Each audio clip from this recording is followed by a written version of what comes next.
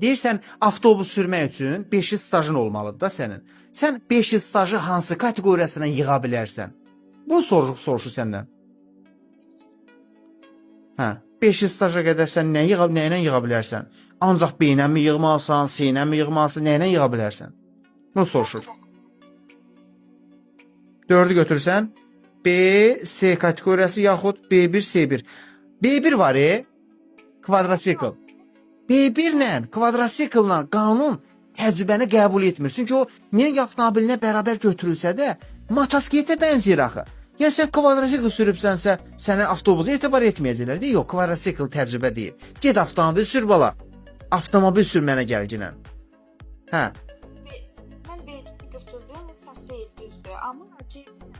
Ay, yaxşı, sən 3 götürdün. Ancaq B-si. Bəli, sən A-la yığa bilməzsən avtomobil təcrübəsi. Sənin maksimum B-sin ola bilər, amma bil ki, C-nin də alt kateqoriyası var axı. 5 düzgün cavab olacaq. B, C yaxud C1 ilə 5 il staj yığ, get D-nin üçün imtahana. Düzdür? Yaxşı, sənin D kateqoriyan var. İndi D-yi almaq istəsən, bəzən avtobusa da Y qoşurlar da. Yaxşı, sənin D kateqoriyan var. Sən D-yi almaq istəsən nəyin olmalıdır?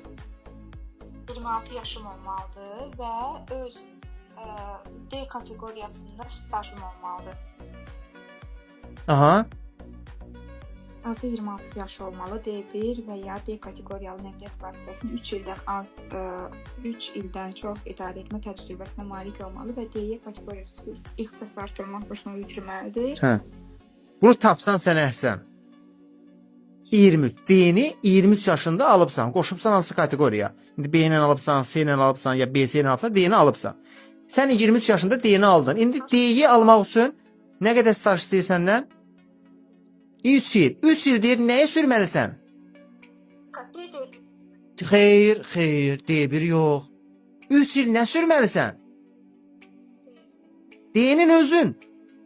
D1 qəbul etmir. Yazma cavab aşağıdan. D-nin üst kateqoriyanın stajı qoşqusun özü ilə yığmalısan. Sən yəni 16 nəfərdən artıq oturacaq olan avtobusu 3 il sürməlisən. Yaşın üstünə gəldi 3. Neçə yaşın oldu? 26 yaşın olmalıdır. 3 ili nə ilə yığdın? D ilə yığdın və sonra imtahana girmək üçün nəyin olmalıdır? Kurs, yəni şəhadətnamən olmalıdır. D-Y şəhadətnaməsi. Cavab? 3, əhsən. Bundan sonra dedim kim oxusun? Günay, sənin D kateqoriyan var. D1-yi almaq istəsən, sən nə etməlisən?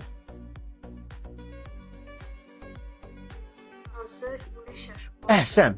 Deməli D1-yə neçə staj istəyir qanun imtahana girmək üçün? 2 il staj. Əla. D-ni alıbsan 2 il. İndi yaxşı, bu 2 il stajı nədə yığacaqsan? Həm D.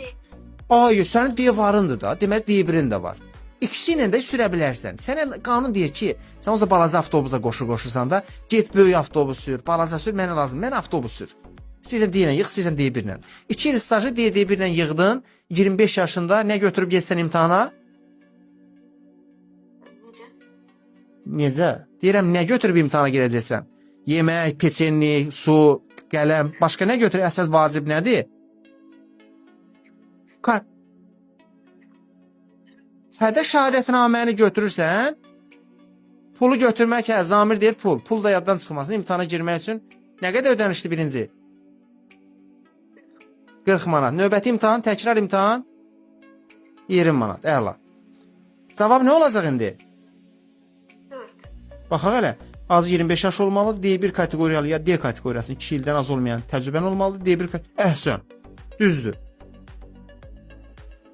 Deyir, C7, D-dir, D1, 7, 7, onu 16, 19 yaşdan sürmək olar? Sual verir. Hə, xüsusilə mümkündür 9 yaşdan. Təcrübəsi deyəndə. Hədə 19 yaşda nə təcrübəsi var? Nə yatıb, nə yoxu görüb? Aha. 18-də yox. Hə, burada variantı qoyaq. Hədə variant da var. Açıq sual olsa, hə. Hə. Tədbir qulluqçular üçün mümkündür. Əhsən. Deməli, normalda sən C1 üçün 19 yaş, D üçün 23 yaş, D1 Y üçün 25 yaş, DY üçün 26 yaşın olmalıdır. Amma 19 yaşdan sürmək üçün ancaq hərbi qulluqçular üçün icazəlidir. Bu xüsusi qaydadır. Yəni onlar hərbi akademiyada, hərbi məktəblərdə bunun kursunu keçirlər və onların bu avtomobilləri sürməyi hərbi mühitdə vacibdir, lazımdır. Sürücü çatışmamazlığı. Yəni orada hərbidə hamının bu qədər staj olsa, onda hərbidə sürücü tapmazlar ki. Müharibə şəraitidir, biri götürür onun avtomobilini sürür və s. və axır və hərbi qulluqçulara, zabitlər üçün bu kateqoriyalar almaq mümkündür 19 yaşdan. Bu xüsusi qaydadadır. Əla.